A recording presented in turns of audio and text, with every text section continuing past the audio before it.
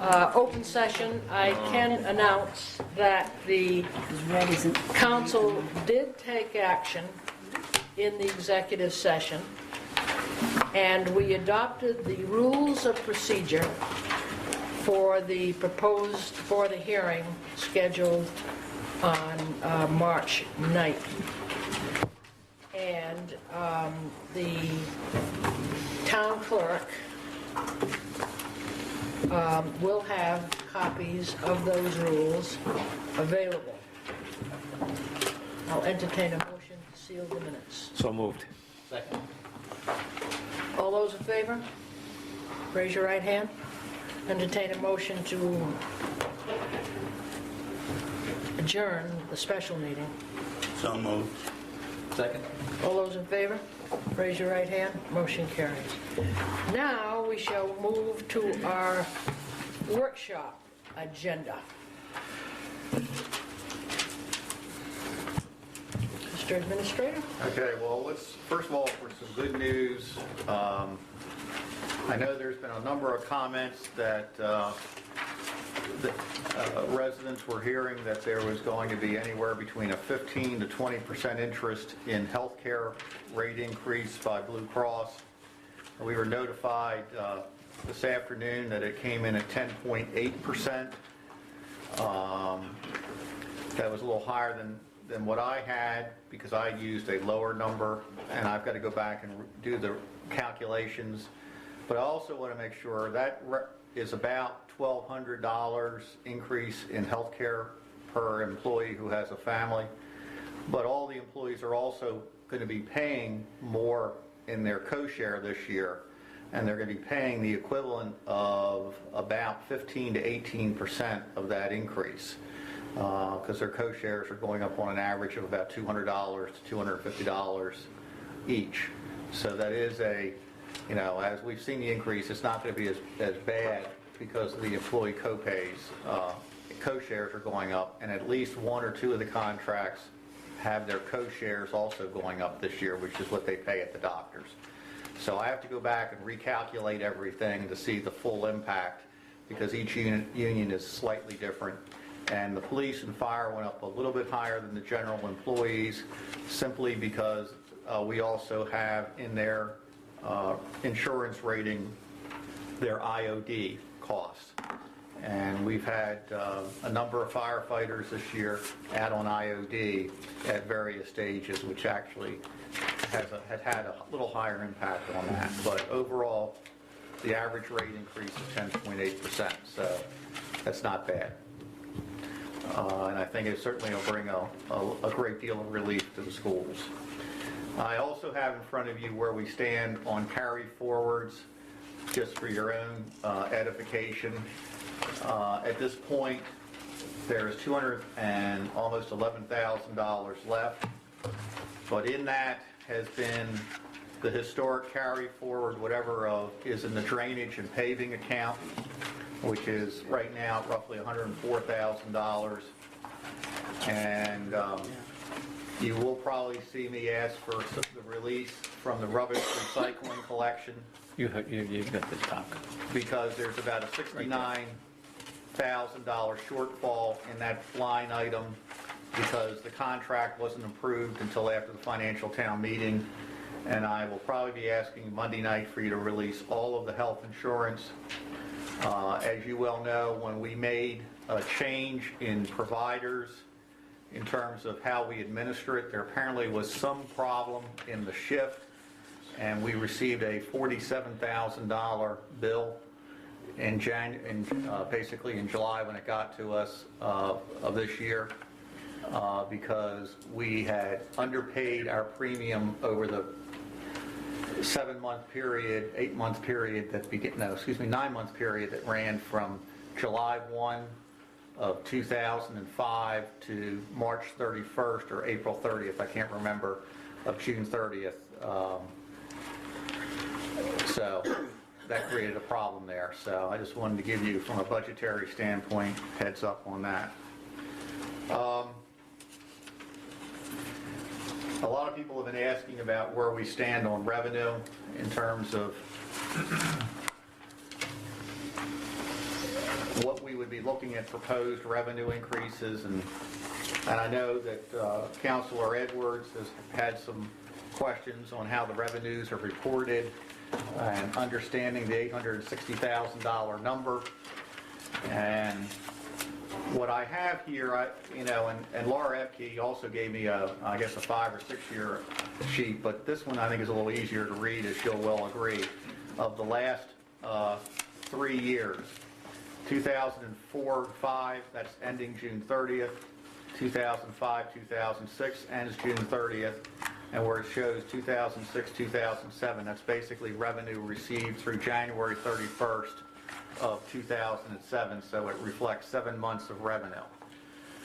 It takes you down through all the licenses, the various licenses we have. You go down to code enforcement. You can see in 2004 and 2005, you were really seeing the effects when villages of Mount Hope were being constructed, and I guess also the community, the 55-year-old community, Country View was being built. It was also a good year for planning that year. And as you follow all the way down, in that year you had collected roughly $909,000 just in those fees between town clerk, code enforcement, planning, and zoning. As you further go down that particular year, you can see where you stood on third-party billings, what you were collecting from the fire department and the police department, and public safety fees, which was at that time almost $278,000. You had a good year for mooring fees at $44,000. Recreation collected roughly $21,000.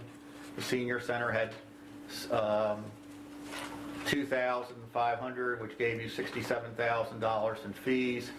And then going on to where the fees that typically are collected by the treasurer's office, from the Tiverton Power Associates, which everybody that has referred to as Calpine, but now is back known as Tiverton Power, your land rental, your investment income, tax sale, prorated property taxes, tax receipts, prepaid taxes, and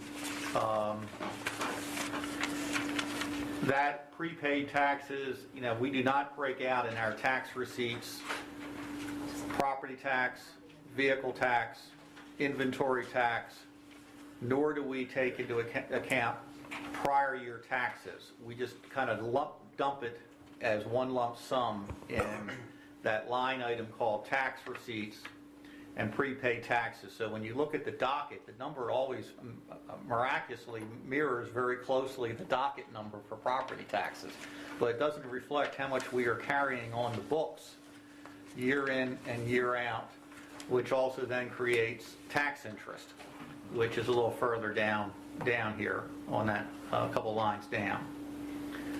The hotel tax, the treasurer and I are not sure why that has disappeared or whether it's now in the meals and beverage tax, because we do know there's at least one B&B in town, but that's not going to make that much difference.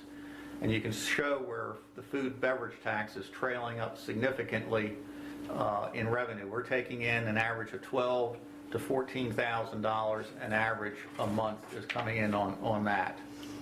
And then we've taken it down to show the school aid and the general fund, and you can see how it's varied from year to year on your general fund transfer in your reserves to where your total revenue is. And then the last page where it shows expenditures, those are the docket. It was on the town docket for that particular financial town meeting. So if you take the last 2 pages, you can see where your total revenue versus what your docket was, and you may not have spent every dollar in there. You had an outstanding year in 2004 and 2005. You still had, you didn't have just as good a year, but we're not sure, because somewhere along the line, I'm not sure every dollar has been, I'll be very frank, is accounted for in this, so I'm still working on that. 2006 and 2007, which our current fiscal year that we're in, at this point through the end of July, we have at the end of January, we've collected 65% of our revenue estimates. And we still have another quarter to come in. A lot of our fees from the state shares don't come in towards the end of the fiscal year. That's when the state gives it to us, so, you know, it still looks like we're going to have a good year fiscally in revenue.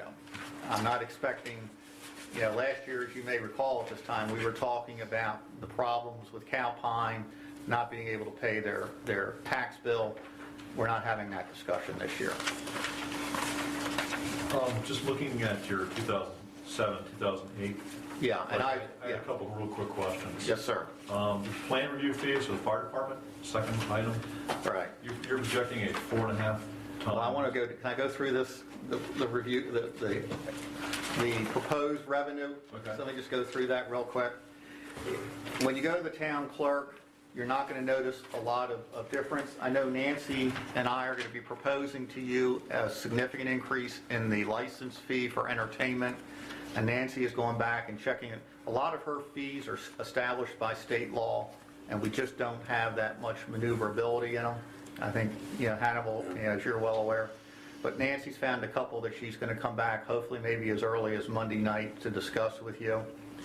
Code enforcement, those fees that we have proposed there are going to be for an increase, which I'm going to have Gareth talk to you about. That represents an increase in the fee rate. So the planning is based on roughly that we know that the Bourne Mills money will probably be coming in next fiscal year than this fiscal year. ZPR application fees is an estimate that Gareth provided me. The fire fees, the plan review fees is what you were talking about. Why is the difference? Under the state law, we can levy whatever plan review fee that we wish to levy. Unfortunately, it goes into a restricted account. However, we can spend those monies on the cost of administering the fire marshal's office, but we can't spend the money for offsetting the cost of operating the department, such as buying equipment, the heat, or anything else. But we can increase the fees to pay the cost of the overtime cost for running the fire marshal program. So what I'm proposing is that at least we cover that portion of the cost through raising the fees to cover that $45,000, $45,200. And just make that specific. What are those fees? Last year, I believe you, I've got that for you too. I left it by your side there. These are your... Left it by tonight? Yes, ma'am, because the fire chief didn't have it in electronic form for me to get off to you.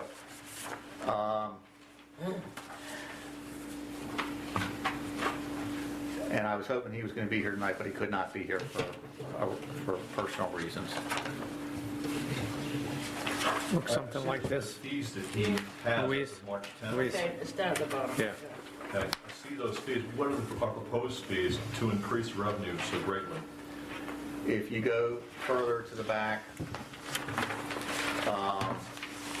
he gives you examples of what you could charge. In new residential construction, currently we charge $50 for plan review based on square footage. State law allows based on construction, based on calculations from building cost. For instance, instead of a $50 fee for a 2,000 square foot house, you could charge $873. Now, that's the high end. We could lower that because what the fire chief had said, I can generate between $100,000 and $150,000. I'm not here to generate $100,000 and $150,000.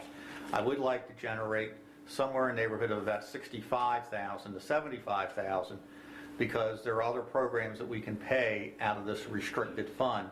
For instance, we bought the software, as you may recall, this year for the fire department for dispatch. I don't want to budget it so close that we don't hit the $45,000. But, and he uses the boathouse. For the original construction, we charged $250. If the construction costs were $1 million, the state could have allowed you to bill up to $5,000.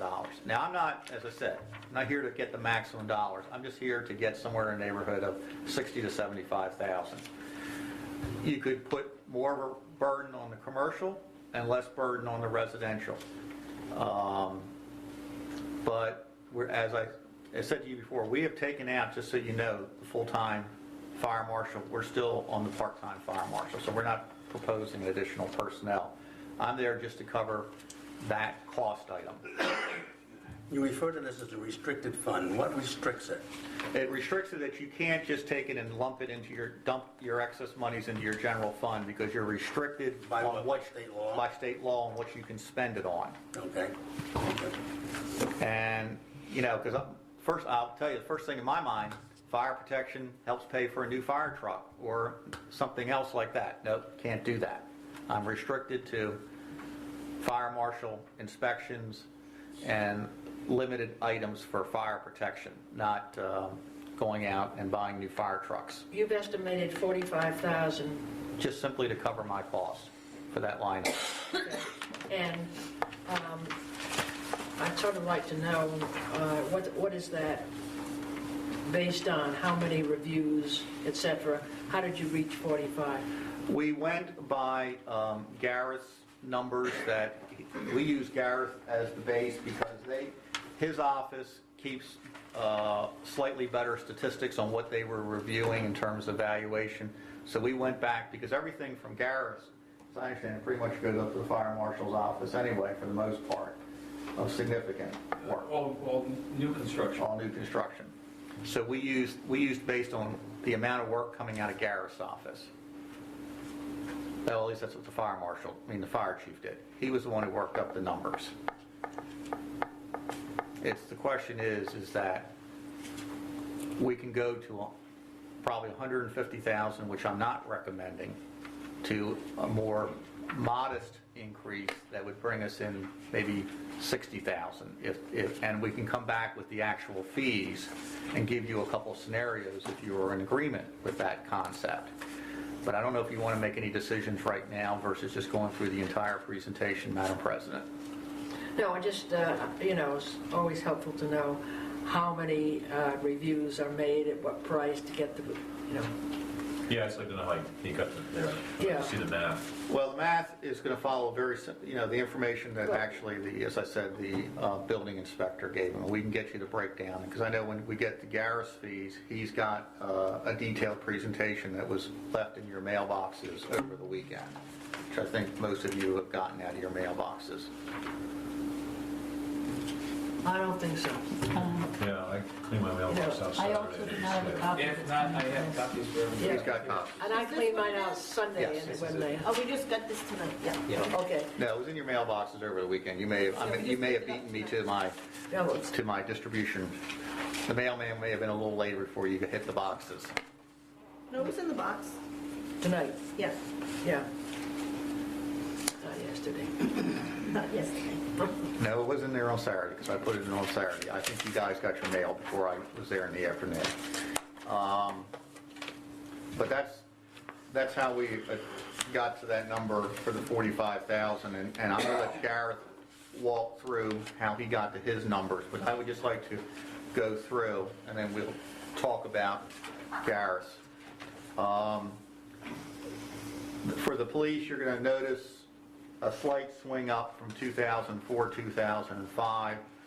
One of the things that I've been working on with the department is to develop more statistics.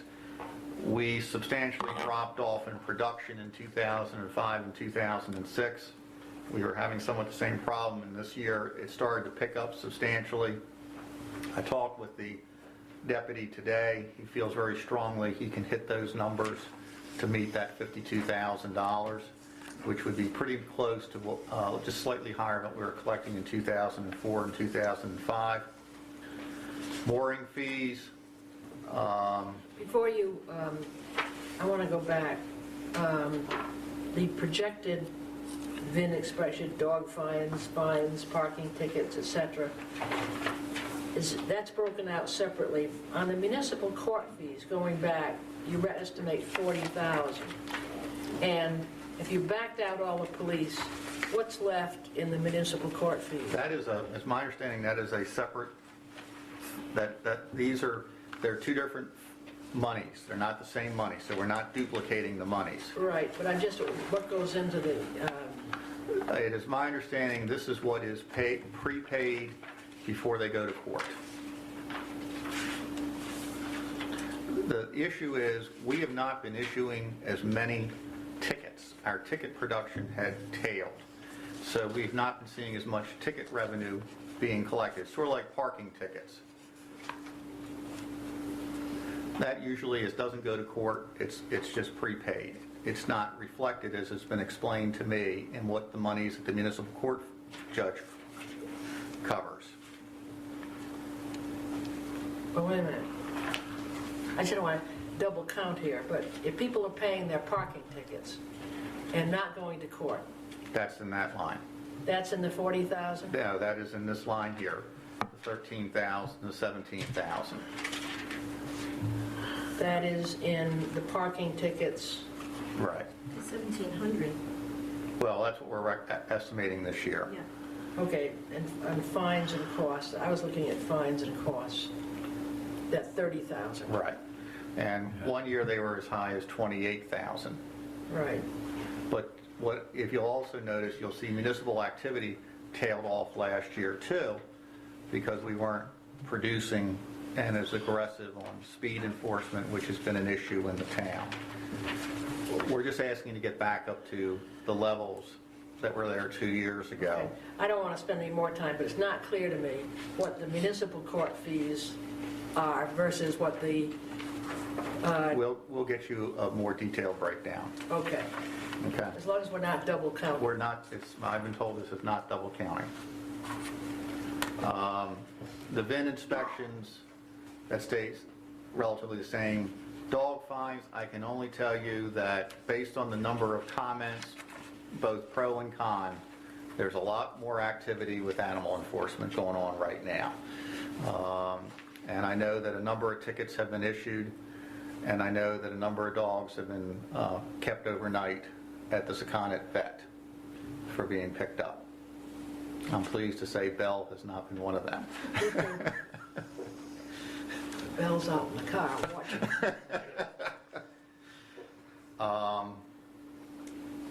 Private detail, I think that number will probably go up, and that is our share of the 12% that we keep, and that could increase because I think that number that we tack on to the $30 for the detail, that probably is not high enough to really cover our expenses for other things. It probably could be taken up as high. That number could be almost doubled. So like a use of the car, that kind of stuff? No, actually, that's handled another way. This is the actual wages. If for every civic detail that we have, and I'm going to use a round number, it's $30, then we tack on an administrative fee of 12%, and that's really not covering, or just not even really covering our cost to run the program. We get $75 an hour for every time the vehicle is used, and that money is automatically credited each month that is paid to the operational expenses of the department, fuel and maintenance. So it doesn't ever show up in the on a line item per se. Okay. You. I understand. Okay. Yes. Grinnell's, anything else on police? No, that private detail fee that you were just talking about, you're saying then that funds are provided to the department for its operation that doesn't appear on a budget anyway. This is slush fund. Well, it's not a slush fund. I mean, it's probably just how, let's say, for instance, they may take in $10,000 in the cost. Let's say they take in $10,000 in revenue for using of our vehicles. Most of our retirees or our regular police officers obviously work this detail. That money then is taken automatically and put in as a credit to their expense account, because you don't know how much detail you're going to do. And if details, you get a very, very busy year, all of a sudden you may end up having a shortfall in your maintenance and gasoline account. So that's where the money is automatically put back. And that's one of the reasons sometimes that department may actually end up having a surplus in their vehicle maintenance account or their gas account. Do you know if that figure ever appears on the budget report, the expenditure report that we get monthly? It doesn't appear on the expenditure, but it actually shows up in the revenue. It does show up in the revenue, but if you didn't know what you were looking for, you'd have to ask. And it might actually show up in your I think it's actually where it shows up in your, excuse me, I'm wrong. It shows up in your expenditure report. And I don't have an expenditure report in front of me to give you an idea where it might show up. There's no current expenditure report in there. So, We received one for February. How is it broken down, though? If you're telling me we're getting $70 an hour for every hour that a car sits on a detail, and the money just goes back into the police department, it goes back into their maintenance account or in their, it goes back into. but which account? When you say it goes in a maintenance account or this account, is there a way that they divide that money between accounts, between fuel, between maintenance or whatever, in a certain percentage, where we can track that a little bit better? Because obviously we don't get a handle then on what our true expenses are in the police department for fuel and everything, because we give them a budget, they spend so much, and Well, I understand what you're talking about, and let me get the exact information, because I don't want to put anything out in this meeting since it's being taped that's incorrect, and I'll have it for you at the council meeting on Monday night in the open comment section, and I think that'll address it. But the bottom line is, the busier they are in these details, we've got to account for the revenue somewhere. We don't show it as a revenue or an expenditure anywhere. But that's what I'm saying, it needs to show up somehow, somewhere, because, when you drive around town and you're seeing, 3 details in a day where there's a police car out there, and it's, an 8-hour detail or a 4-hour detail, you're telling me that we're getting, $210 an hour if we had 3 cars out there sitting on these details. Well, at the end of, for the amount of construction I see going around town and stuff like that, there's a substantial amount of money, being returned to that. And it would be nice to see how it's broken down, because obviously a percentage is for fuel and a percentage should be, for maintenance, and we should know exactly. And as you It probably. shows in your docket under credits. Credits. Yeah. Tires, parts, and maintenance. Now I'm looking at that See, very there's account. Credits, 12,000. But- For tires, parts, let me give you this information. It's interesting, and it supports your case. Tires, parts, and maintenance, the budgeted amount was $9,000. We've already spent $8,000, which would normally leave you a $1,000 balance, but we have a balance instead of $2,000 because there's an $1,100 credit to that account. Could that be from that kind of operation? It could be, but Yeah. I just don't have it in front of me, and I really need to see it.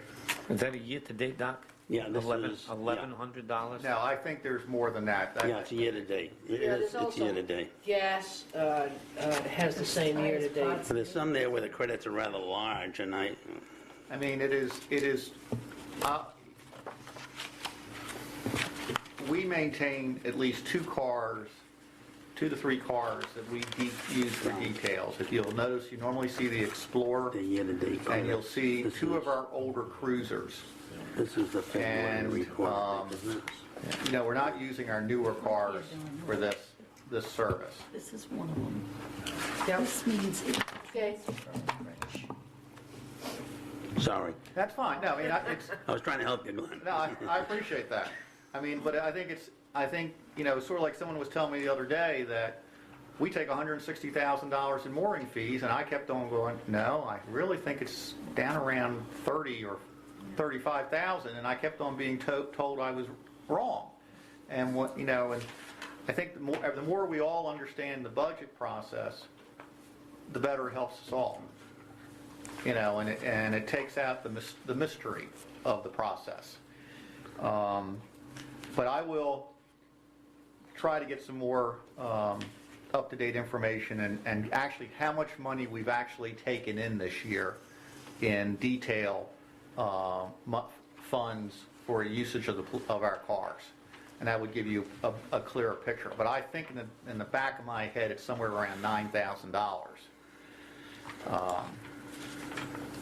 So let me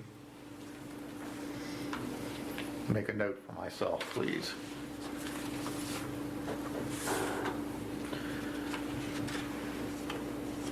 Okay, anything other questions on the police?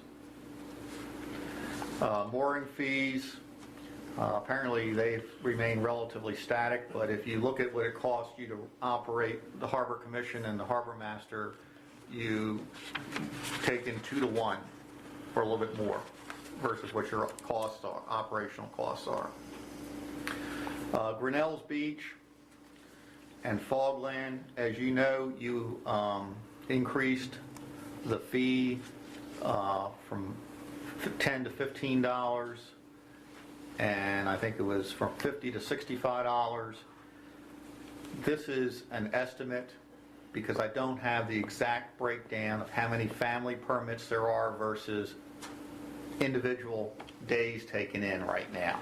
So that number could probably go up. That's a low number in my opinion, but if we also had an extremely rainy summer, you'd lose a lot of your day traffic too.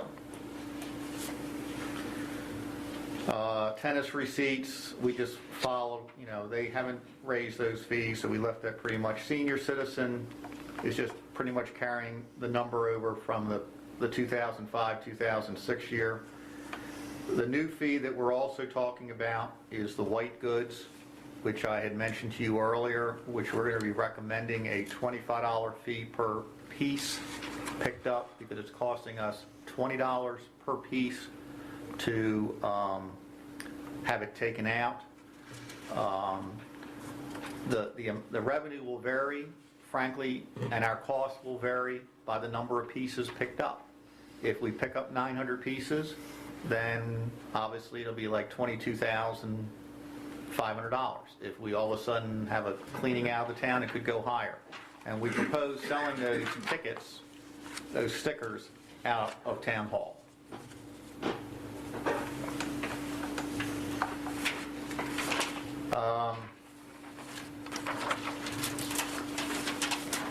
Down into the Treasurer's Department, the Tiverton Power Associates, Cowpine.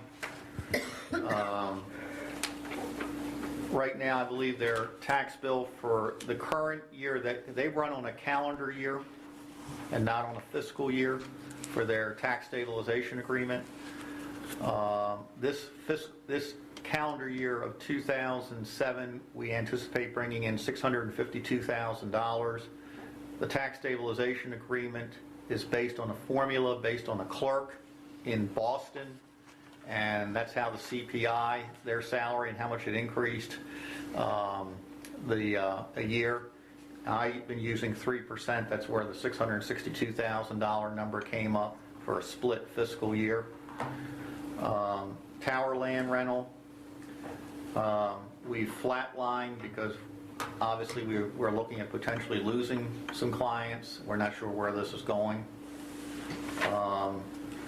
Investment income, and by the way, I just want to let you know, on these line items in particular, I spoke with the treasurer today, and he sees these as being realistic numbers.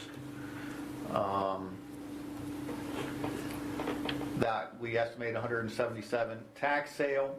We budget tax sale $5,000 in expenses, so I figure either we take that much money in or we don't spend the money at all. Miscellaneous revenue, the treasurer would have to probably get into. That number's been all over the place. One year's 10,000, one year's 83. I'm not sure exactly what he has in this. Prorated property taxes, I talked to the tax assessor. He is recommending that number of 70,000. Now the next number, tax receipts, and if you notice there's 0 for prepaid taxes. This gets back to what I mentioned earlier. There is a sheet that I put in each one of you based on a conversation I had with the council president today of where that number came from. That number is, here it is. Okay. Yeah, it's very simple. It's the 2006, 2007 tax levy. It is the 2006, 2000 motor vehicle tax. And then the next number is the number that's been provided to us by the Office of Municipal Affairs, which is $1,882,000. And then also showing the inventory tax of $40,000. I talked with the treasurer today about what we probably should do from now on is actually break those numbers out in the revenue report and actually give you 4, and maybe even have another line item, 3 there, and another line item showing prior year taxes collected, to give you a better understanding. But historically, you do seem to be, whatever you put in your tax levy, you're coming pretty close each year from prior year taxes and coming always. So you always have so much rolling, receivables always rolling through the system. So you're saying we come pretty close to the The levy itself. If the levy says you're going to collect $24 million in... We do. You do. I mean, we have about a 98% return just on collections, plus the past years, and we've always had, historically, a very, very good collection. Townspeople really come through. It's the pain if they don't. That's the problem when it comes to the late fees. And I think the question that you asked on Starwoods,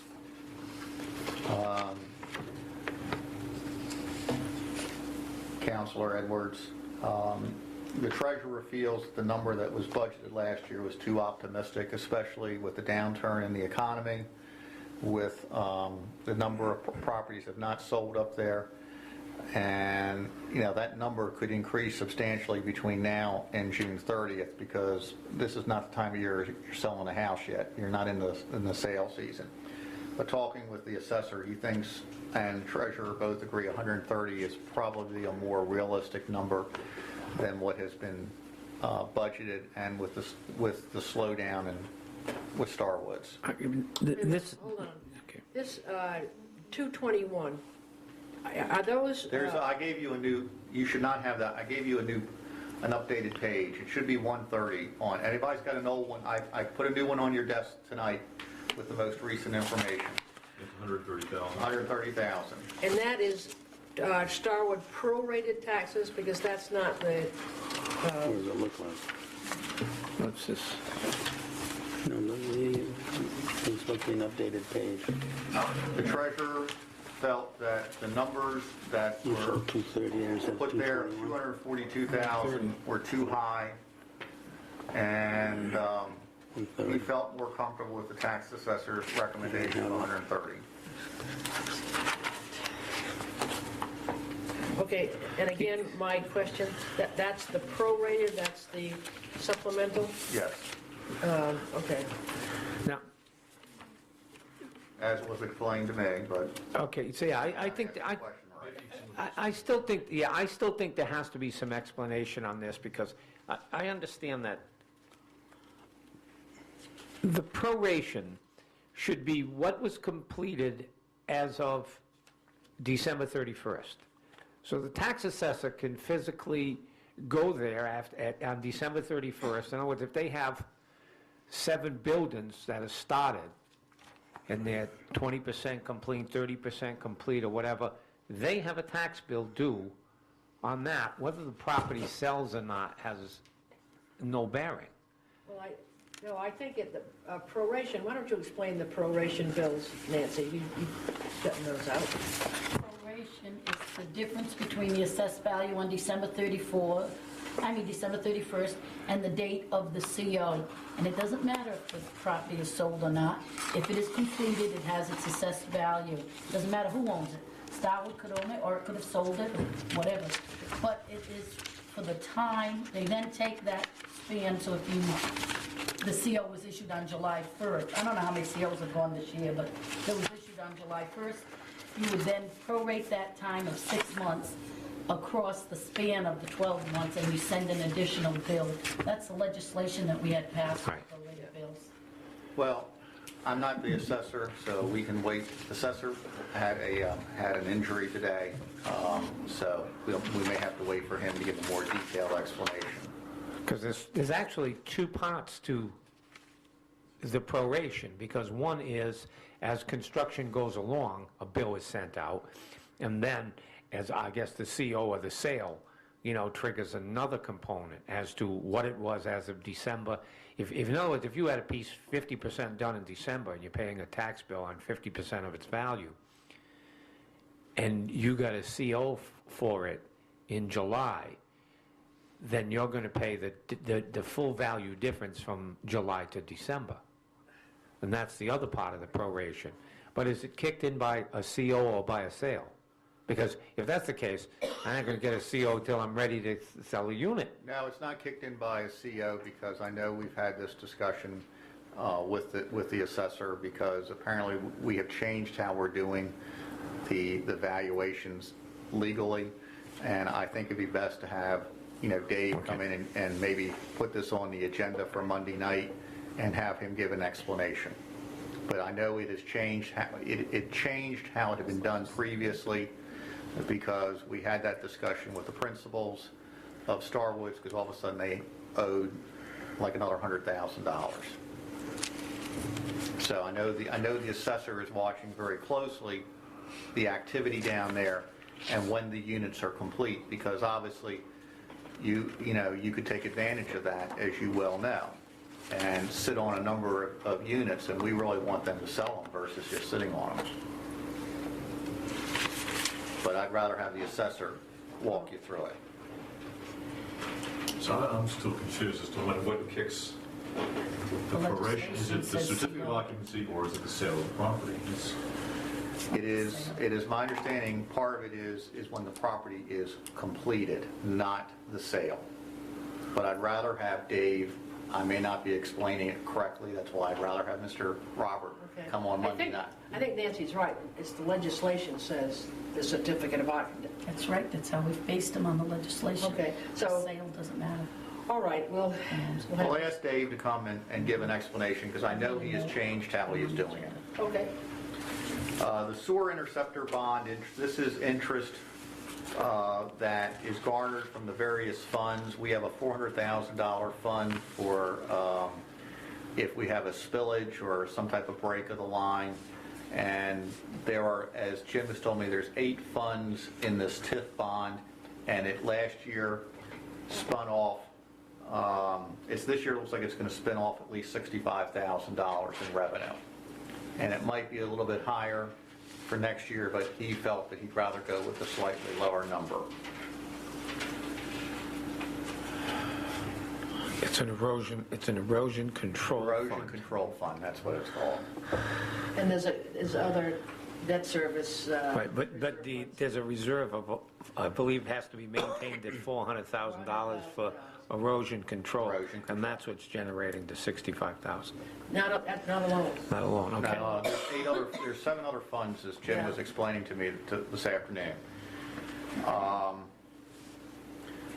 I'm not exactly sure what the miscellaneous tax revenue is for that line, but historically, we've been collecting roughly around that number.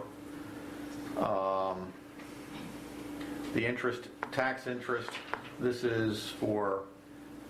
number goes, this just shows you how much money people are behind in paying their bills with us. That's, one year we did 218, the next year we did 183.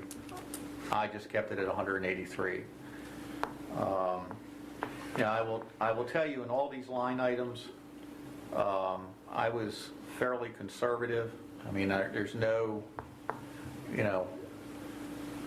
wild increase. I mean, I tried to look at the historic, what you were doing.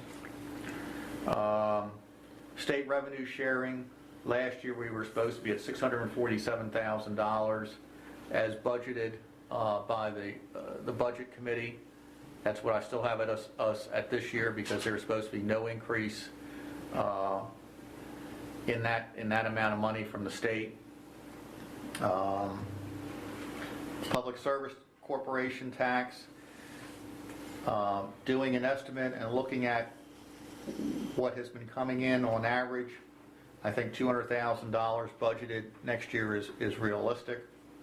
The state phase out is on the vehicle tax, and that's, if it's almost a wash in terms of the discount. I mean, didn't play with that number. I left it pretty conservative. Meals and beverage taxes, we are, as I indicated earlier, taking in between 12 to 14. I think one month we had almost $17,000 in food and beverage taxes, and that's why the number is set at 170,000. The number under operations aid, based on what the governor's office said, that this would increase by 3%, and it may not increase by 3%, is basically just taking the basically $4.8 million and increasing it by 3%. Miscellaneous revenue, I'm waiting to hear from Robin whether this number is accurate or not. But if you look back in 2005, 2006, that's what they took in, 122,000. And the school housing aid, I used 30% of the bond money cost this year, which is, I believe that number is somewhere in the neighborhood of about $353,000 for the high school bond. The miscellaneous revenue school department, that's usually labeled the Fall River tuitions. Or Fall River tuitions, or anybody would be, I would guess, Sally would be looked if someone came from Little Compton and wanted to, study There's one coming from Little Compton. But it's usually tuition. Sally? Thanks.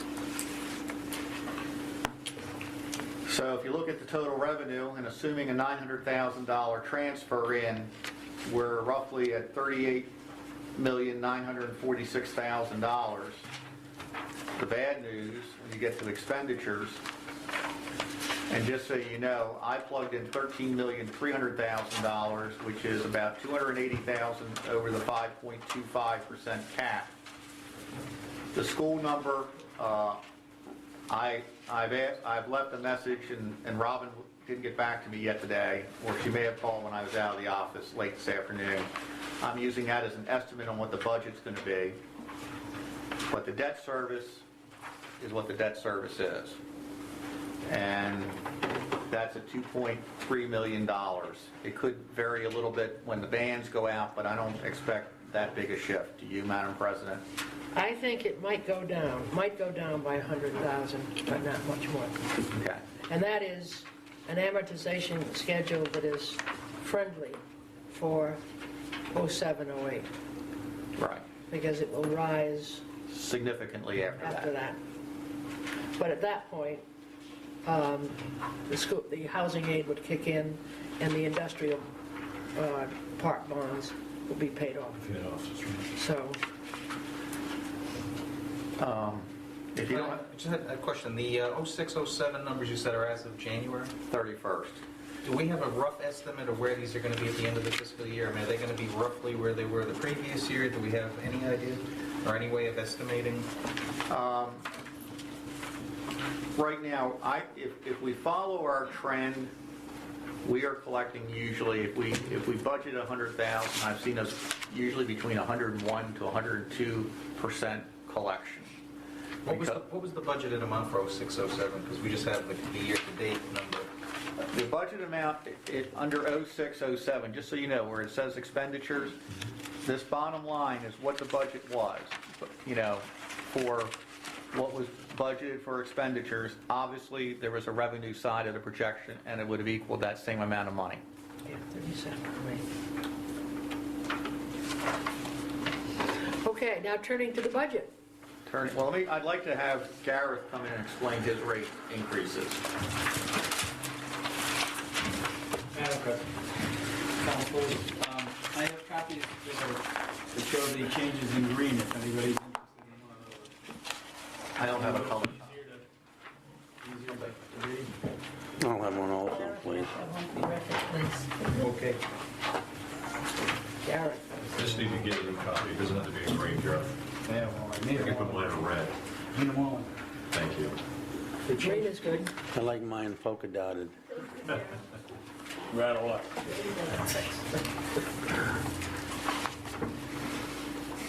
Pretty. Yeah. You can see who's the favorite departments, they're the ones with the colored printers. This is because it's almost St. Patrick's Day, is that why it's green? I'm sorry? Almost St. Patrick's Day. Well, actually, the first time we ran it through, it came out in red. And then when we want to make copies, it came in green. We couldn't figure out how to change the back. Well, it's the color of money. Okay. About a year and a half ago, I started looking at where we stood with our fee rates, with our fees in comparison to the rest of the state. And what I did was I gathered as many rate sheets as I could from other towns around the state. I got a little over half of them responded, and after I couldn't get any more to send them to me, I did my analysis based on that. There were a couple of really high ones that I threw out. These people, I think, are still in litigation over the amount of fees that they're collecting. I think Newport and I think it was East Providence or somebody had gone way high, so I threw those out. And there were a couple of part-time towns, and I threw those out too, so on the low end. But what I discovered was that our fees ranged between 27%, generally speaking, 27% and 50% lower than the average, or the mean, I should say, of the towns in Rhode Island. So, based on that, I've recommended that we make some changes, and it's not across the board. At the end of these sheets, and I'd like to briefly go through these because they're very easy to read. Basically, it's just a rearrangement. The key thing on the first page is that we have been calculating the residential construction cost, which is a good portion of what we do. Basically at $70 per square foot construction cost, which anybody who's tried to build anything recently knows is absolutely ridiculously low. Costs for years have run at least $100 a square foot for economy housing and up. So I'm recommending that we increase that from 70 to 90. I don't feel that'll be a burden on anybody, but it puts us in the range of a lot more realistic figure on which to base our fees. The other changes to this first page basically reflect that $90 fee. It's just a readjustment in the small fees at the top of the page. And also, I'm suggesting that we put some teeth into the late filing fee, the people who don't pull a permit when they're supposed to. I think we have a lot of that goes on in town, and I think we need to put some teeth into that. You'll notice that there's a difference where I'm proposing to go to $300 for a contractor, to go to a $300 first-time charge, $600 for a second offense, and $1,200 for a third. In the case of a resident, someone pulling their own permit, we would keep it at $100 for the first time around, but then if they really were a problem down the road, then it would go to $6 and $12. I would also like to institute a certificate of occupancy fee. We have not had that in town before, but this would basically just cover the administrative costs. One final inspection for me to go out and for Jody to gather together all the paperwork, the documentation, to issue that certificate of occupancy. Little Compton charges $30 for theirs. I think $35 is more commensurate with what we spend on this.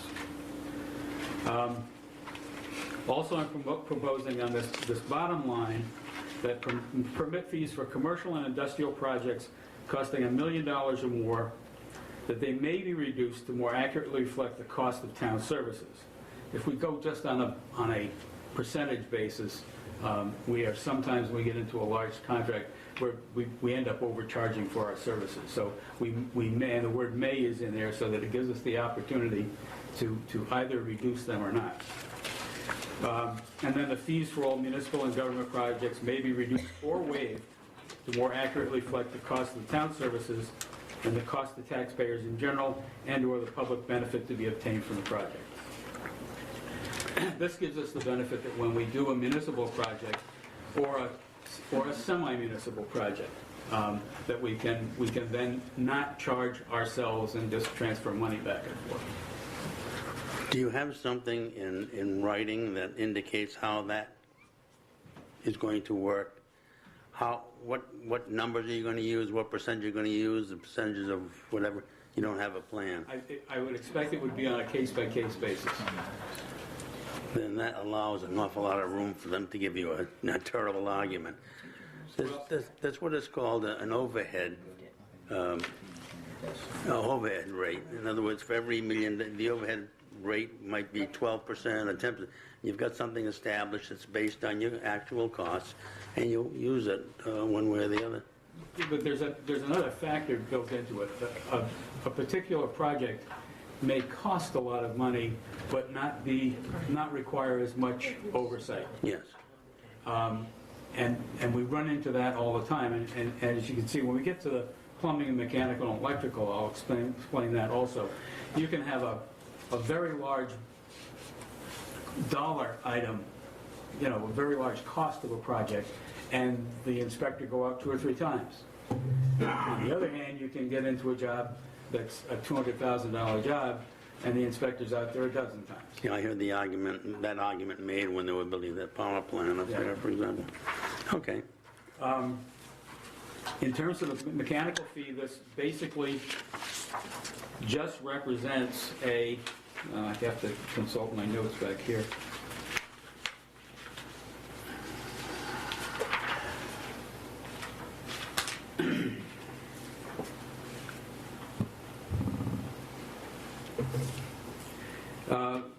Residential mechanical permits would be increased by 50%.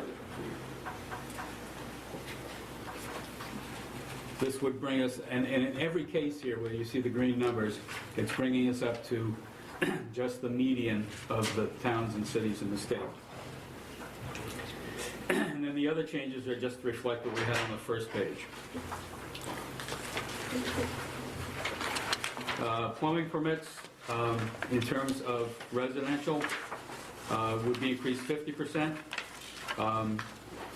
Commercial permits would remain unchanged.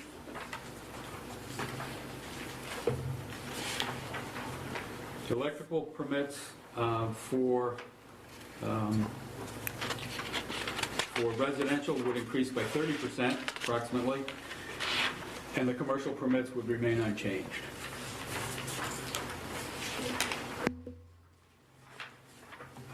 Also, the last page with the green notations are the proposed changes of 15% across the board change for zoning appeals and various and special use permits.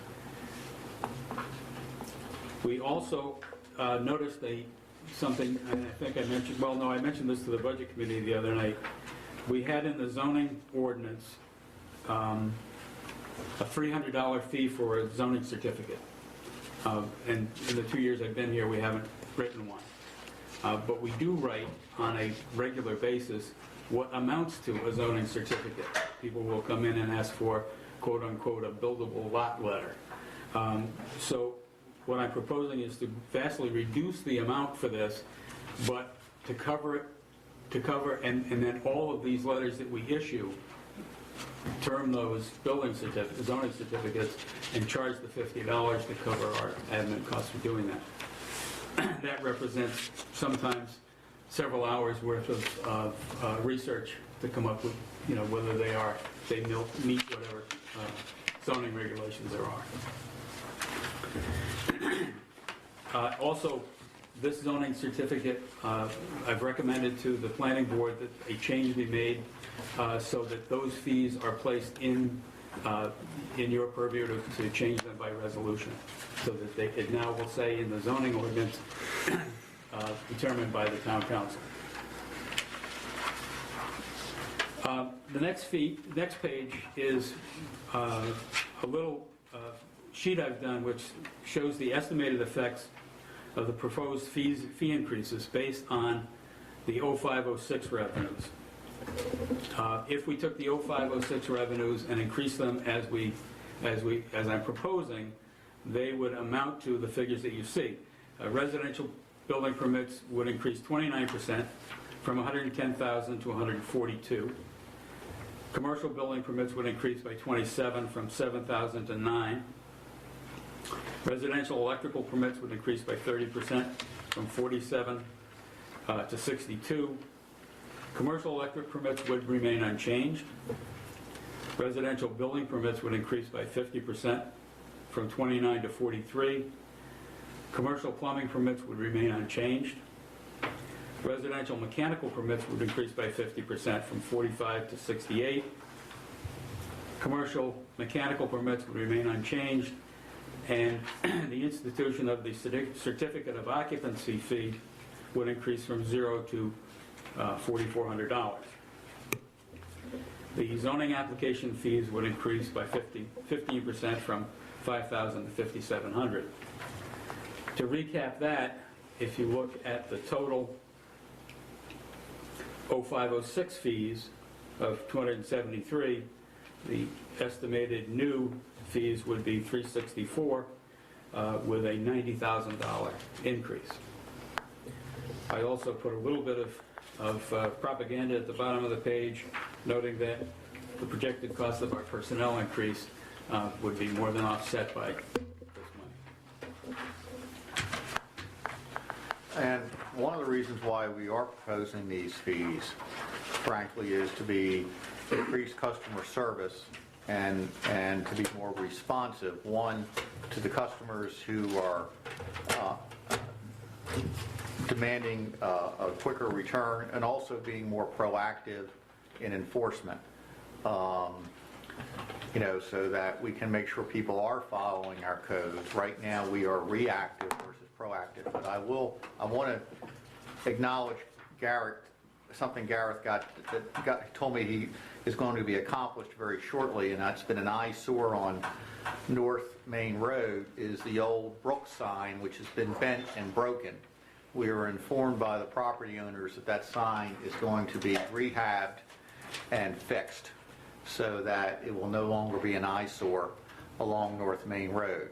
And even the cleanup of that parking lot and the repaving, a lot of that credit goes to Gareth, based on my conversations with him getting out there when he really has been stretched on time getting that property cleaned up. So you can see the benefits of increased code enforcement. If we had more personnel, I think we'd have more of these problems being resolved.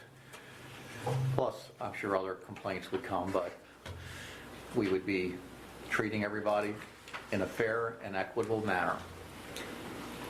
The other thing to remember is that as we increase these fees under the present system of remuneration for the inspectors, they are paid on a percentage basis. Presently, they're paid at 50% of the inspection fee for residential work and 28% for commercial work.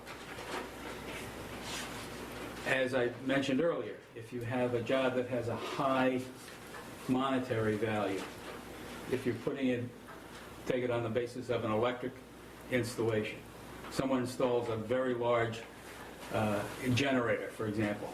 It's a very high-cost project, but the time entailed for an inspector is still fairly minimal. So that skews the equation, okay?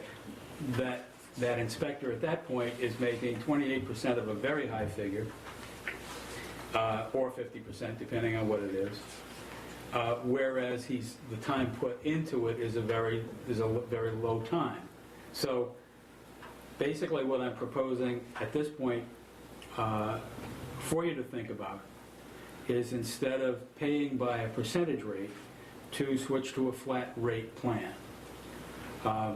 This would mean that you would take, and I've done a little, once again, based on 0506 numbers, I've laid out what we spent for the inspectors.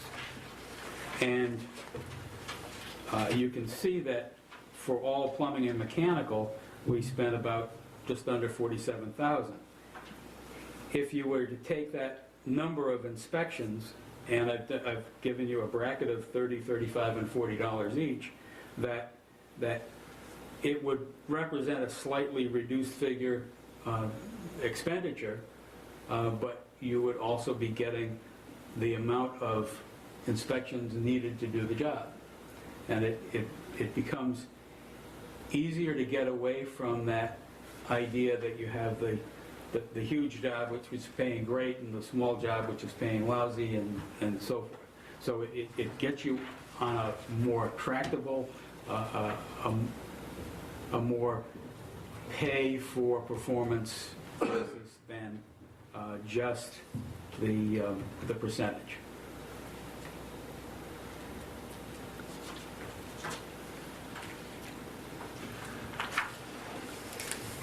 So, you're saying every time they go out for an inspection, you're going to charge Yeah. the mechanical contractor $40? If I cover Little Compton, I get paid $30 per inspection. And in fact, they and many other towns, a lot of their rate schedules, they pay on a per inspection basis, flat rate. And I personally think that given the monetary constraints, the budgetary constraints that we have, that it's not only is it a better bookkeeping system, but it more adequately reflects how we cover our costs, as opposed to either making money or losing money. When a mechanical contractor or a plumber comes in, say on a Warren Mill project, they come in to pull their permits, are you going to determine a certain amount of inspections ahead of time and charge them that fee, or? Well, we can estimate that. As you know, with large projects, we're going to have a 128 agreement, and so we know that we're going to have a reduced amount of inspections, but we can certainly estimate what we're going to have in terms of the cost. So you just figure ahead of time you're going to have like 11 inspections on this particular project? Right. And go from there. But we don't charge by the inspection. Once again, we charge by the dollar amount for the building portion. The mechanical, that's also charged on a dollar amount. But the inspections are paid on a per inspection basis, or I'm suggesting that. In the past, the inspectors have done very well when we've had large projects, because they got 28% of the permit cost, and when you look at 4% of the cost of the project, of the electrical portion of that or mechanical portion of that,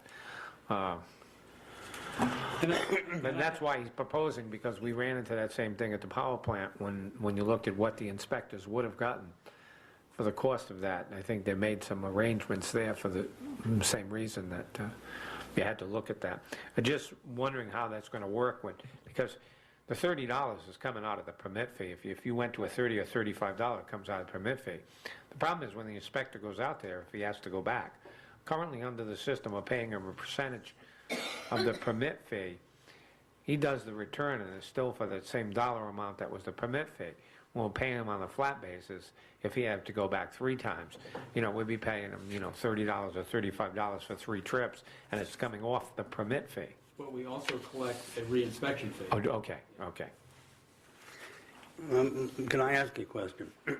With regards to this process of paying plumbing, mechanical inspectors per inspection and electrical, could you do the same thing with a code enforcement assistant of some sort? Pay them so much per inspection? It would be tougher to do that. I'm not saying you couldn't, but it would be tougher to do that. Site visits are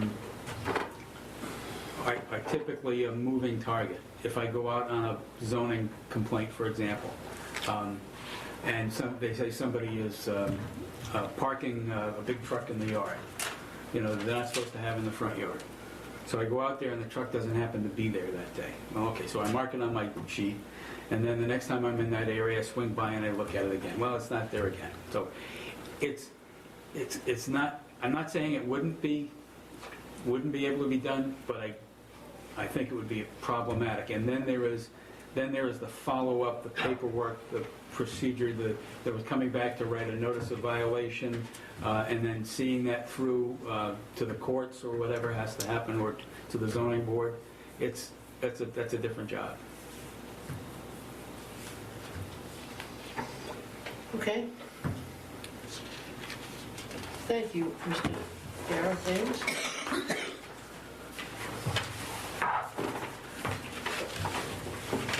And I know there has been some discussion that if the school department is limited to a 5.25%, so should theoretically the town be limited?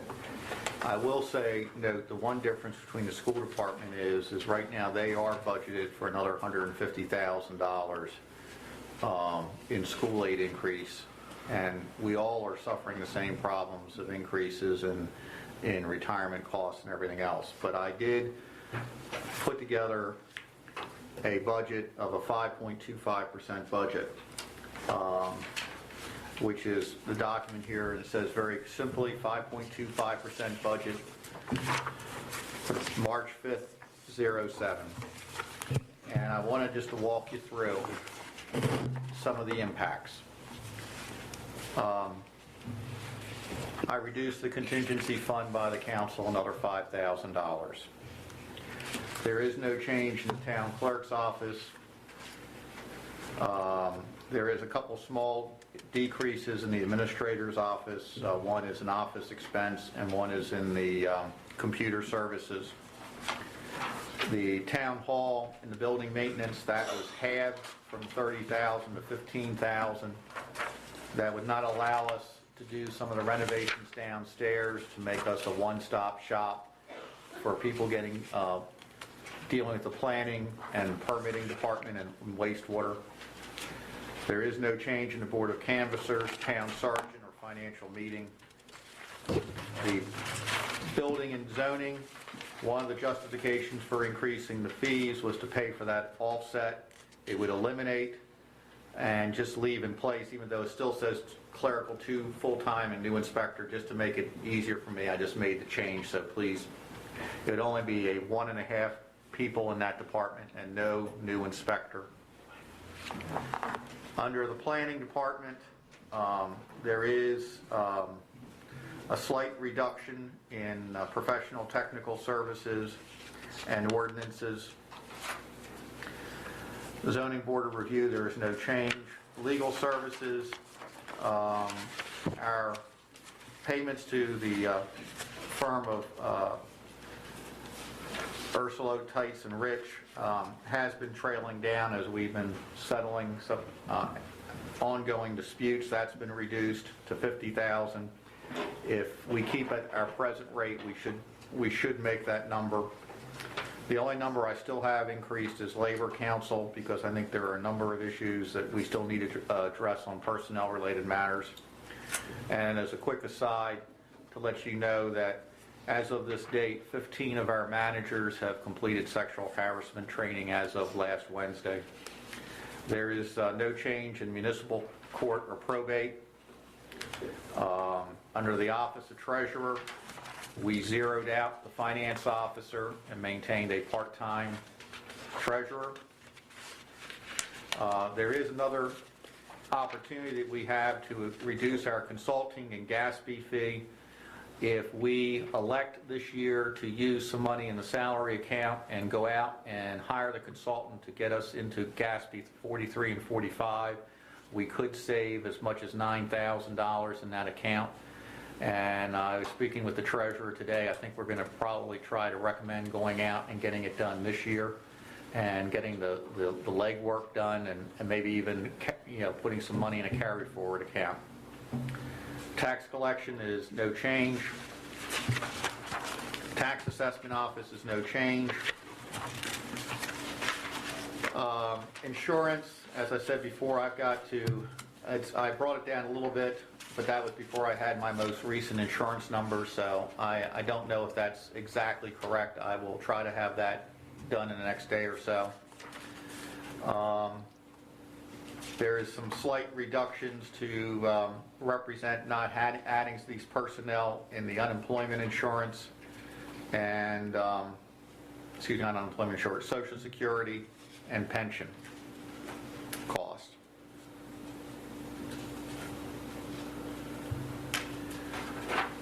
Fire department, we've reduced the overtime account, and we've discussed ways to try to constrain that account, especially on how we handle vacations. Operating expenses remain the same, though right now I will tell you, I guess I'm getting a little heartburn watching fuel prices start going up again. To the police department, and I want to make one note here.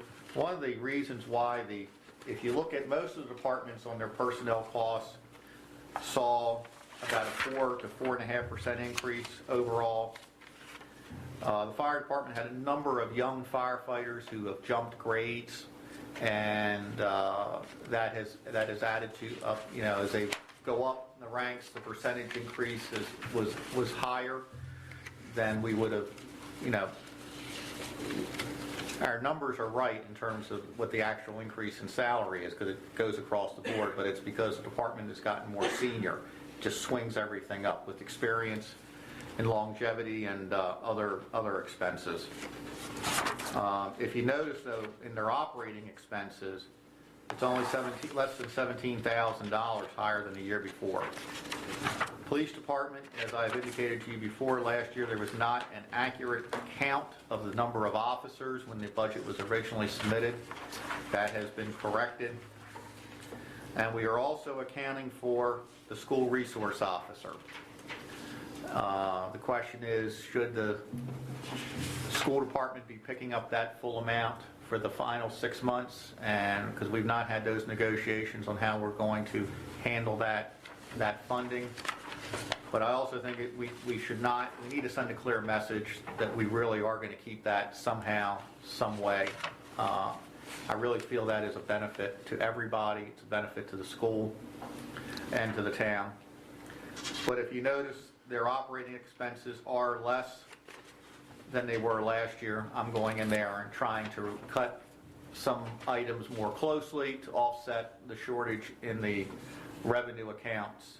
The salary accounts the previous year. Under animal control, which is the next page, that contract is due to go out. I'm hoping to have it to you either this meeting or next meeting for approval to go out for RFP. That could go up. The one thing we do not have in that RFP is a cat component, and we get a number of complaints about loose and wild cats in town. Harbor Master stays relatively the same. I reduced the hydrant services back to what we have been historically paying. Under Public Works,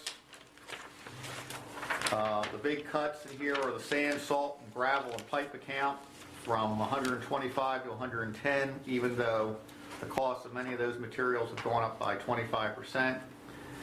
And the other one, the paving account, has been reduced back to $125,000, which allows us to pave just about one street. Landfill operations stay the same. Building maintenance stay the same. As you go through, pretty much everything has stayed the same from previous budgets. I did reduce a couple of in the boards in the social services back to what they have been getting. Boards and commissions, I will say I've left the $15,000 in there for the Fogland Oversight Commission because we really need to get that work done down there. The library services account, that has been slightly reduced based on we're updating their numbers. It may actually go down about maybe $500 more because I gave them a 12% number for healthcare and it came in at 10.8. Senior citizens, the budget committee is recommending I add $770, I think it is, for some maintenance on pieces of equipment. We're trying to see if we can get a master account for the town and maybe get a better price. There has been no change in Recreation Commission. Under capital services, we eliminated the snowplow, frame and sander, the 1-ton roller, and the trailer that was needed. We eliminated monies for the ambulance over a purchase of about 5 years. Air conditioning from Town Hall was eliminated. Grant money for Boulder Marsh was eliminated. We eliminated all the capital requests for the for the recreation and parks. And that takes us down to $13,019,000 to get us to 5.25. I still have to see, it may go up 0.5% or so after we work with the health care. And the other one that's a wild card out there is the police pension because of the new actuarial assumptions that are being incorporated. But this gets us to 5.25 in a down and dirty way. It does not talk about existing staffing, but it eliminates every position that was proposed. It also eliminates the increased hours in the fire department billing and secretarial position. It is what it is. You know, I think the council has to, we've never really voted on the budget, we heard it, et cetera, and I know we can't vote tonight on it. I mean, various people have said, let's stay with 525. It seems to me on Monday night, we probably should take a vote with regard to the budget, whether to stay, whether to add something to it as a final. It's not our final negotiating position, but certainly it is, because I think we have to get pretty close to making those final decisions. So I think we need to put that on the agenda and, you know, sort of work our way through it and just give the administrator some final direction with regard to meeting the 525 or not. I would. I know you'd like to make some pleas, but we need. Well, there are some personnel cuts that could be made. One of the problems probably is to the very structure of how we are created through the charter, in that we create certain positions. Whether it be a tax collector or tax assessor, whether some of those positions could be combined, whether those offices could be combined. I mean, these are some philosophical discussions that somewhere need to be held. The question was made to me by the budget committee, who has expressed, at least some members, consternation with me, where I'm recommending new personnel and recommending reductions. And as I said to them, and I will say to them on Thursday night, we have to take a look at government and say, do we have the people in the right places? And personally, I do not believe we have that. But we also have some charter limitations in the structure of the government itself. Could I ask you what you mean by that last statement? You're saying, Well, I mean, we define that we have a tax collection office, we define we have a tax assessment office, we define we have a town treasurer. It does not mean maybe we should just call it a finance office and have all three operations underneath that. You know, we combined our call center operations, and we didn't really do a good analysis how we combined them. We just essentially took and created 8 people there. And do we need that level of number of personnel? The other issues get down to, you know, when we have a problem, we have added people, maybe instead of looking at it in a different way and looking at productivity in the town. These are the issues, and you know, I don't want to denigrate the hard work that a number of our personnel do, but it's a tough issue. And you know, and I sat through the school department the other night, and I know Councilor Aruda was there, and I felt the pain that board had when they were eliminating people that night. I mean, you know, you could not be in that room, and feel it. And Well, you know, one of the things that every community is going to be faced with, school department, Tiverton, Cumberland, is the cap. Because it's 5.25 this year. Total. And it's going down to 4 on the levy. It is going to force communities, not just in their dealings with school departments, but in their dealings with government itself, to look at things anew. It may take us a while to do it humanely, but we have to do it.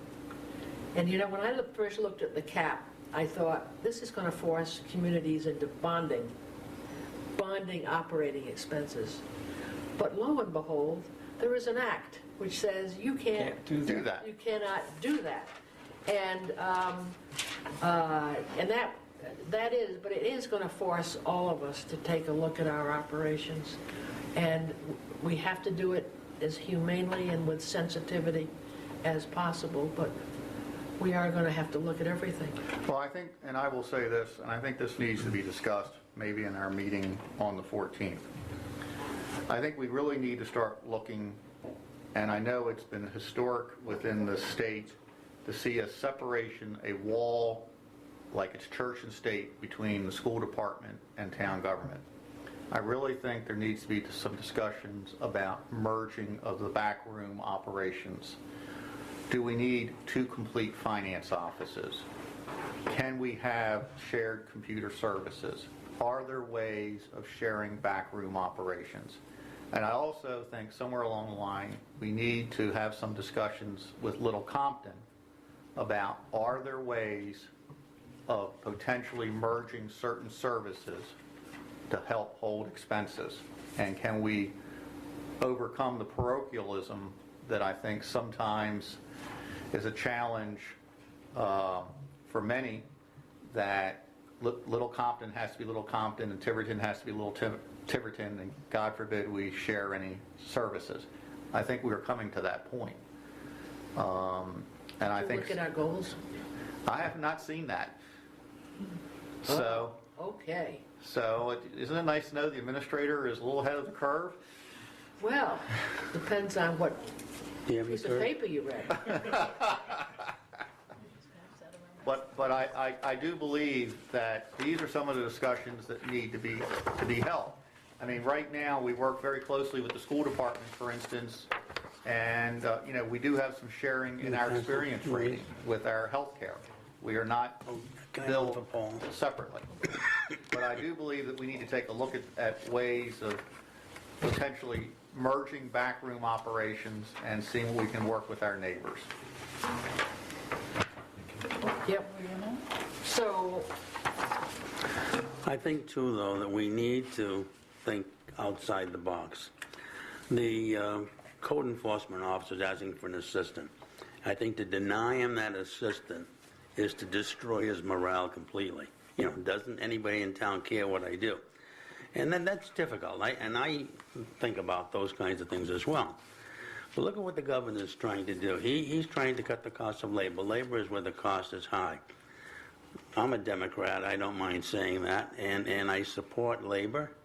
But I think we need to maybe get into contract reopenings and ask anybody who's getting a pay raise next year, for example, of 3% or 3.5%, of maybe taking a reduction of 1%. I'm really, I'm not sure I'd vote in favor of doing something like that. But I hope we don't go through that. Well, we're only here for 2 years, but I hope again next year, we don't go through this very same process. We ought to be able to establish will. a process. Beg your pardon? We will. Well, if we can avoid it, we should. And how we do that, I don't know yet, but as I say, I think you got to step outside the box. It's certainly going to be worse next year. It goes down. Well, let me say what It's we only have. 5%. Let me say what we have done. We have gone through every one of these buildings with rise to increase energy efficiency. We are piggybacking with the state on a bid for participating in a bid to reduce office and material purchases, and 37 towns have joined with the state when they go out. So hopefully to control some of our, what it costs us for papers, the everyday office. We are looking at reducing the automobile fleet by 4 to 5 cars. These things are happening. We've been able to reduce some of our internet service by negotiating with Cox. And we're now looking at, for some offices, having DSL versus broadband, which we can get for free through an iNet. So these are things that we are looking. It adds up. It's a couple thousand here and a couple thousand there. Every dollar counts. And every dollar counts. And all the departments are looking at doing what they can. And I give them a lot of credit in trying to save money. And we're also trying to put money back into these buildings and maintaining them, which we have not been doing as well as we should have, by putting coats of paints, maintaining our signs, because we need to set the example for everybody else. If we're going to expect them to keep their property up, we need to keep ours up. We're looking at putting some dirt and loam down, so instead of having manpower having to go all the time and cutting brush back, the lawnmower service that we have can go to the stone walls. That's one of the reasons why we cut the walls back as close as we did, because for $1,000 they can take that, put some loam down and seed it, and the mowers can go straight to the walls. Makes our property look a little bit better, exposes the beauty of the stone walls. These are the little things that are occurring that we don't talk about as a way to save money, make the town look a little nicer with our facilities. And another thing that we're going to probably ask you to do is to fund some money this year to upgrade our web service so that we can have online banking for our residents. You've been seeing improvements to the website, and more are coming. Okay, when we get to our vote on the budget, we can do it several ways. We could say, okay, we could use the 525 budget and either entertain a motion to add on X or Y, or leave it, but anyway, it will give us time, as we think about it, to decide what we want to do as a first step. One thing, when will Jim be ready with the assessments of the town? That's Dave. Dave? The assessments, he's working on it right now, I know that, but it's probably as easy as it gets. The issue, one thing I think everybody needs to understand is, even though it's a 5.25% increase, it's really not that, because there's not a growth factor. So it really will probably bring that number back down to somewhere, not saying that 4.5% increase in your property taxes is not insignificant, I don't want to imply that. But the 5.25 is not what it is implied to be. Well, it's not the tax rate. It's not, If the assessments are up by a little bit, the tax rate, it will be less. Will be less. And we're anticipating that. But in this voting process, Louise, let's assume, for example, that I'm in favor of taking the $15,000 for the Fog and Oversight Committee and giving it to our code enforcement officer towards the position he would like to have. How will we vote something like that? Well- Where would we consider that kind of a motion? I think probably a motion, I mean, would have to be, I take X from the, you'd have to fund the position, okay? And you may just said, I'd like to fund that position and add it to the 525. I mean, And then when we get to the Fogland Beach Oversight Commission, make a motion to... You might take a motion to remove the 15 from the Fogland Oversight. You know me, I'm very complex. For example, what I want to say Don't is... make it too hard though, Hannibal, because you know, we get tired. Well, if it doesn't increase the budget, it's a good effort. Yeah. I think moving things around in the budget is not really the answer. I mean, there are several positions that would be nice if you could afford to add those positions, but I really don't think it's as demoralizing as you think it is to just say, you know, it's like everything else. We've all had things we wanted to buy, and we just can't afford to buy them at that time, and we have to wait for it. And I think we need to take and implement some of the things we've been discussing in terms of fees and so forth, and see how they play out into the budget, and then you make the adjustments to the positions based on the fact that the numbers did get generated, rather than the potential they may get generated. You know, we're looking at, you can do projections on, you know, new construction and so forth, and you figure that's going to bring this in with these new fees. Well, you know, we've already seen there's a decrease in the amount of new construction. You know, we already see the housing market is somewhat softer than it's been. So we got a lot of things that you really need to implement and see how they play out, you know, into your number structure. And I think it's so much easier next year to say, we've implemented some fee changes. They've resulted in this types of income, you know, which show us now we're in a position to be able to do what we need to do on the other end in terms of our personnel. I don't disagree with you about, you know, asking unions to consider giving, you know, giving back something, you know, because a lot of these unions are asking for increases in positions, you know, amongst their own membership, and it's like almost impossible to do unless there's a reduction somewhere else. And if you think you need the extra help, let's all try to help to make it happen. But, you know, let's see what kind of resistance we get from them, because decisions become a lot easier when you see how much cooperation you have and so forth. And I think that you start by accepting that budget at 525, which is a reality. We have to stay within that number, so we start there. It hurts, but it hurts a lot less than having to make the cuts in order to restore other programs and other, you know, areas. So, but I do agree we need to take a vote on where it is. We're asking Mr. Steckman to, you know, to take this thing with the Budget Committee so that, you know, he can move forward. But I would also like to take into consideration, too, that at least $20,000 of this budget was a council decision, which I did not disagree with, but I did point out that raised some of our fees. I mean, we made a choice, or the council made a choice, for instance, $40,000 in removal of leaves and grass through special pickups, $20,000 for white goods, which hopefully in the long run will save us some potential other issues on injured workman's comp. But that's $60,000, that $60,000 to $65,000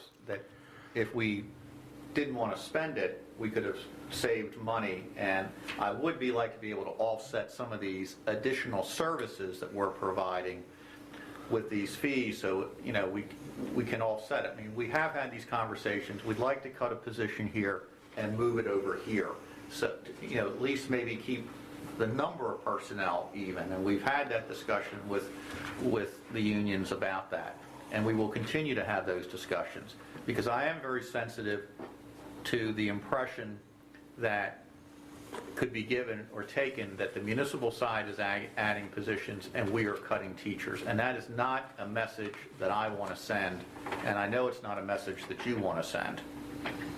It is definitely not a message we want to send. I mean, it's very difficult to justify from that standpoint when you see teachers cut and we're adding. And I think it is troublesome. And it's, I think Gareth has done a fantastic job of giving us information, and I certainly think all those fees should be supported. But adding, I'm troubled. I'm troubled this year, just for that reason. But I would also make the point that while the positions in this particular department that we were talking about adding are not, in a sense, and I know it's how we look at our fees, so I'm going to look at it from my perspective. It is a fee that's being generated for a service that most of our taxpayers would never, are not asking for. It is not really being covered in their general taxes. I know that's hard for them to understand because they tend to look at it as a big pot of money, but it is a fee that's a service that's going to be covered by a fee to cover the cost of the human resource. I mean, I'm sort of where Mr. Bolin is on the fees. I think we should implement and see where we are. Then we'll have some real numbers. But I think, I think the thoughtfulness with what you did it should be Commended. I'll bow down. And I know the fire chief did somewhat the same thing. I may not have given him justice on how it was presented by myself. But on both issues, if we're going to increase fees, I strongly believe, I mean, it's because I deal with, the fire departments and building departments all around the state. I strongly believe if we're going to increase the fees, we should increase the service. We shouldn't just go and, unilaterally increase our fees and not give the contractors and people who are using those fees, who are using those services, the service that they deserve. I mean, you just can't go and increase your building costs, your building permit fees, and not give them the service they need. Or you increase your fire department review fees, and you don't decrease the amount of time the contractors have to wait to get their building permits issued, to have their inspections done. Like the city of Newport right now, they have 90 days to do a fire department review, and they're taking it. We don't want to go that route where we increase our fees astronomically and don't give back. I agree that, service fees should be paid, but, it's also when construction costs are, well over the $90 a square foot, and we're charging building permits still based on 70, we sometimes don't increase our fees when they should be increased to be the relative value that they are. I mean, we go a lot of times, and our, employees do get, raises every year, and, benefits covered and so forth. We increase our cost of providing the service and don't increase the cost of the service. And I think that, one is just playing catch up to the other. And I think I have to agree that, we do need more people there. But I think you justify it by bringing in the dollar first, and then you go out and do that. And I also agree that it's very difficult, this first year of adjusting to this 5.25 and the school department for the first time being on that same level where their increase can only be that. They've had to make some real major cuts to get to that number because the differences are much greater. And I agree that you don't want to have a perception that, we have this ability to generate the fee structures that can allow us to hire people, and they don't have that ability. I think I agree with Glenn of, getting this thing on the same page, that we're all hurting from what's happening with this tax cap legislation.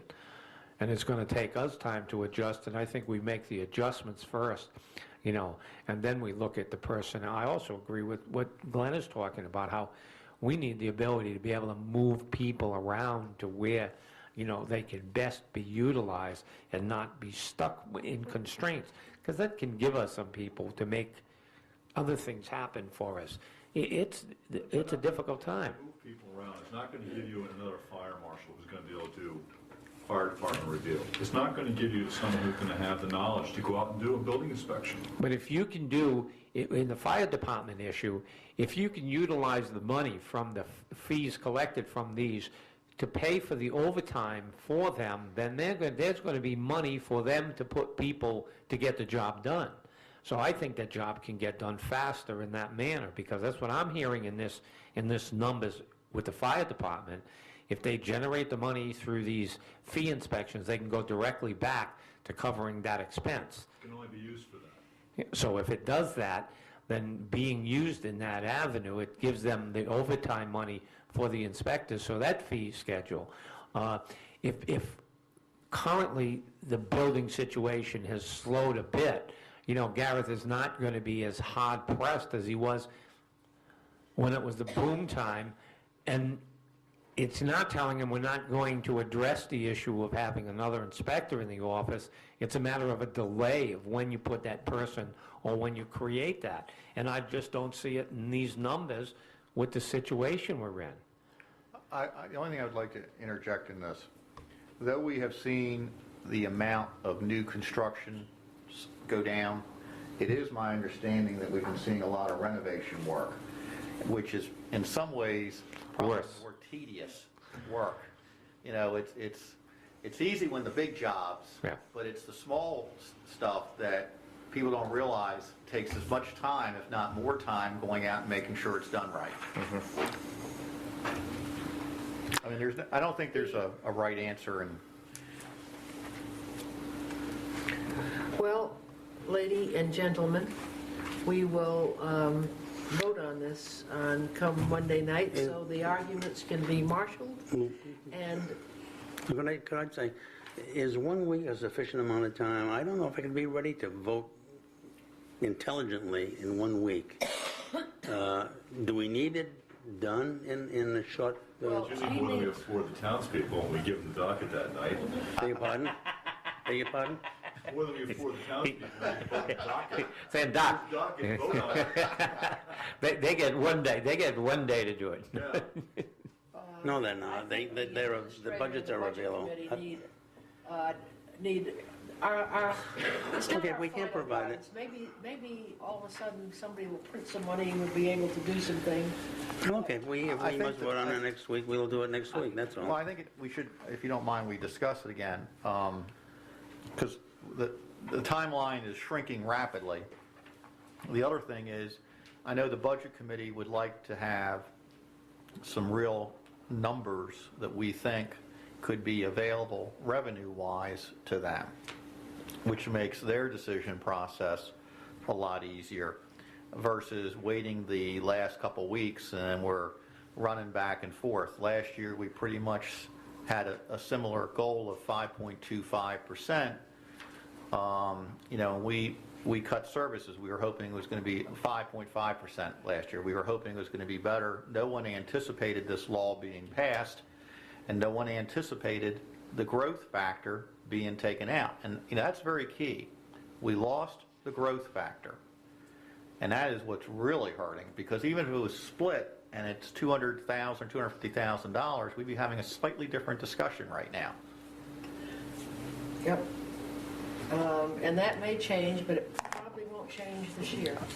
I know the League of Cities and Towns is pushing it. As I said to some people, and I've said it today, because some of us were attending a mutual committee.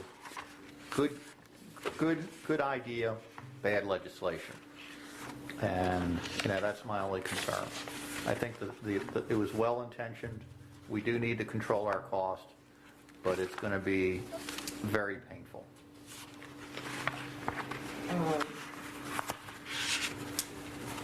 Let's see, it is March 5th.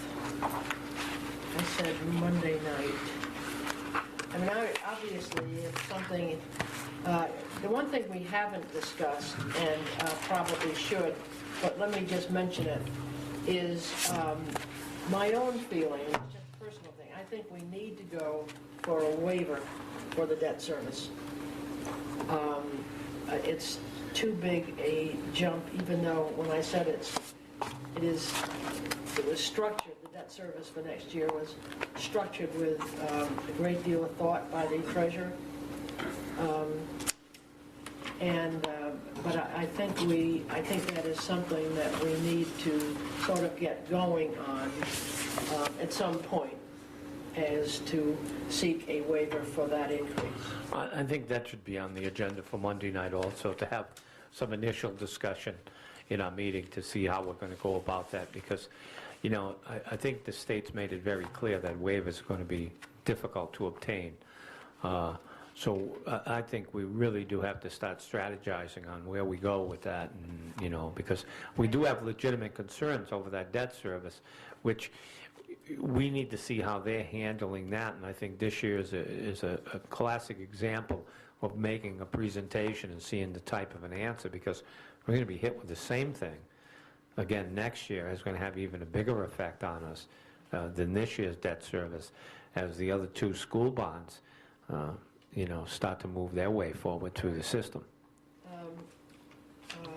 No, I think we should, because, you know, I think it's going to be not easier to get a debt service waiver, but just understanding the process. Exactly. Because we will go through this next year. By the way, I did speak to Mr. Schaefer this afternoon, after Joanne got him all rattled in the morning meeting. But it was nice. He was very, you know, he said you were very good. But he had very high compliments for Dave Robert. Said he did a wonderful job in getting the base up last year, and so I thought you should pass that along to Mr. Robert. Well, I think you should get some credit for that, Madam Chairman, because that was a decision to how we accounted for Starwoods, which was a difference in how we had accounted it for it before, which did give us that boost this year in the 5.25%. Well, pass along to him. I certainly shall. Okay, so we'll be discussing this, so get your ammunition ready. So I have 3 items for the agenda. You're looking for Mr. Roberts to have some information on the prorated with the certificate of occupancy. You want to vote on the budget, and a discussion on waivers, just a discussion you want on. Right. Okay. And on that waiver, we have gotten a letter from the school department with regard to seeking a waiver. Under the new figures, I'm not certain that we'd be entitled to go for a waiver. Okay, so, but maybe we can discuss that on the 14th. That letter is part of your correspondence Okay. with. Okay, folks, folk.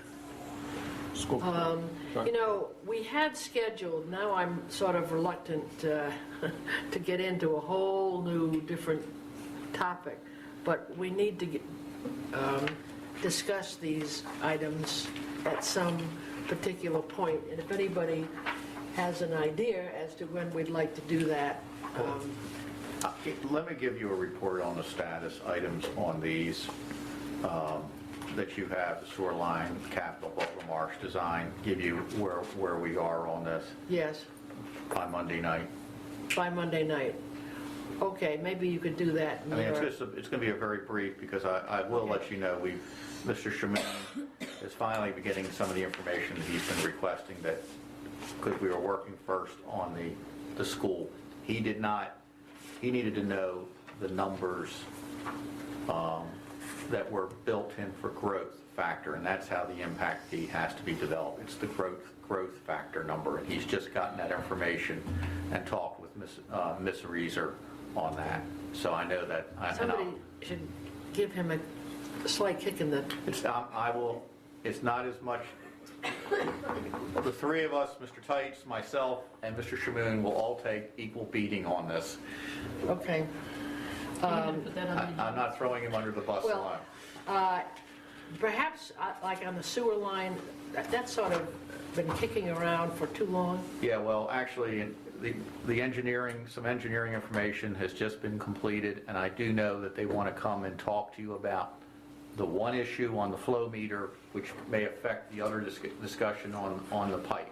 And I know that information is still being worked out between Fall River and the town, and I believe they are coming to a solution, because Andy was working on an understanding which we were going to bring to you to talk about. And I will, the other issue on the other issue problems, they are more than prepared to negotiate a resolve on that. Okay, then on Monday night, in the administrator's comments, I or will give council? you as Okay, blow by blow. and, On all 6 items on the status Yes, side? sir. Okay. Because Now- the letter is actually, the letter on the last one is, that'll probably be on your agenda anyway for approval, because you wanted to approve it before I send it out anyway. okay. Now, the goals issue, we probably don't need to, I'll just read them, okay? Explore savings costs with area communities, come up with a proposal. I guess we've already covered that. Complete the master plan for the Boogamash Road recreation area, That's in progress. progress. And then third is, what do we need? How do we get in our position to make a decision on the library? And maybe we can put this on the agenda for the 29th, 26th, I'm sorry. That is gonna be one full meeting. And on the other, well, maybe, yeah, early, The first meeting in April, Okay. that March 26th. it's really, it's not making a decision, so how do we get ourselves positioned to make a decision, one way to the other? Just so you know, I believe our intention is to come to you, our goal is to come to you at your April meeting with a more detailed plan for discussion. Talking with several of you, we're going back and checking with some things, and I've got Mr. Spencer working on discussions with the state library, part of the state library, to understand fully what they want, what they'd like versus what we must have, which I think is 2 separate items. That is a very good, yes. And also to make sure that everybody is hearing the same story in the same way, so there's no misunderstandings, excuse me, especially when it comes down to funding and requirements. So we can Okay. hold that off till April till you get back on that. That is being worked on right now. That's an ongoing project. And that'll be for open session? I would think that we may want to have part of that discussion in closed session. I think it's part of it's going to need to be in closed and part of it's going to need to be in open. I think a discussion of what the state requirements, what's fundamental and what isn't, is certainly, as we focus on targeted land, then that's a different thing. But I think to the extent that we can cover it in open session, We should. probably should. And I think that's what we would cover in open session. The problem is getting them to make an appointment with us. We could not get it until very early April, and that's why we're not coming back to you until April 12th, or whatever, what's that Monday, April the 9th? I think, March 26th. Yes. But a detailed report will be coming. Could you deliver spring by the next meeting? I will, I can tell you what I'm going to deliver for you, a later day. It'll be later in the sun will be up later. I can promise you I'm going to deliver that by March the 11th. So that we can say So that. that's going to walk out of here one night and have it sunlight still. That ain't gonna happen. You might walk in here while the sun's still shining. Okay, folks, our workshop has come to an end. Amen. Amen. Nancy, did you get one of those?